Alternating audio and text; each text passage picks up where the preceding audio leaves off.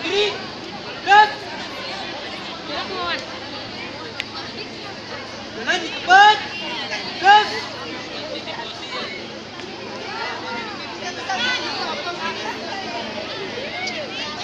Angkat kaki.